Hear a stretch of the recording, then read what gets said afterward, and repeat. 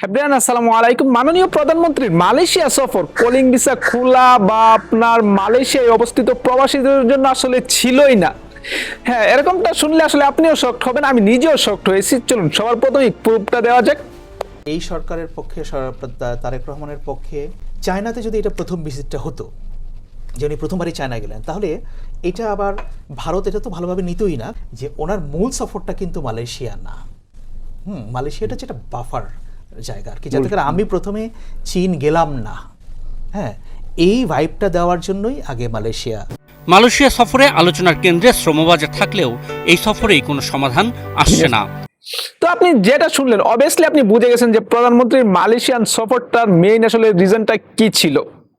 So এইবার আসলে main highlight topic যেটা কলিং ভিসা, এইটা কি আসলে এই সফরের পরবর্তীতে কোনো অগ্রগতি আসছে, এইটাও চলুন শোনা যাক। এই সফরেই কোনো সমাধান আসছে না, তার জন্য শ্রমবাজার নিয়ে মালয়েশিয়ার অভ্যন্তরীণ পর্যালোচনা পর্যন্ত অপেক্ষা করতে হবে বলে জানিয়েছেন পররাষ্ট্র সচিব। তো আই হোপ আপনি এই প্রশ্নের আনসারটাও ক্লিয়ার কাট পেয়ে গেছেন।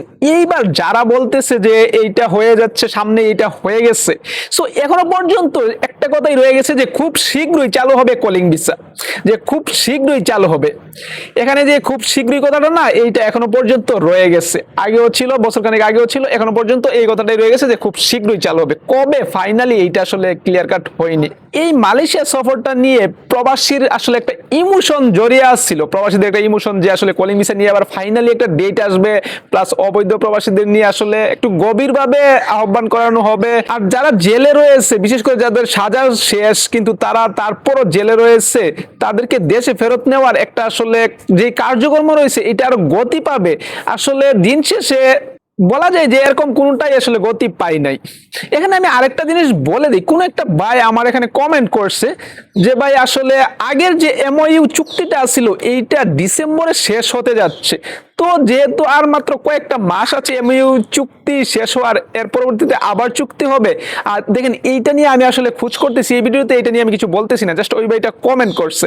আমি এটা নিয়ে খোঁজ করে আরো বিস্তারিত অবশ্যই জানাবো। যদি এরকমটা হয় তাহলে আসলে এটা ব্যাড নিউজই ধরা যায়। সো পরবর্তী ভিডিও পর্যন্ত আপনি আমার চ্যানেলের পাশেই থাকতে পারেন। That's it, thanks for watching, আল্লাহ হাফেজ।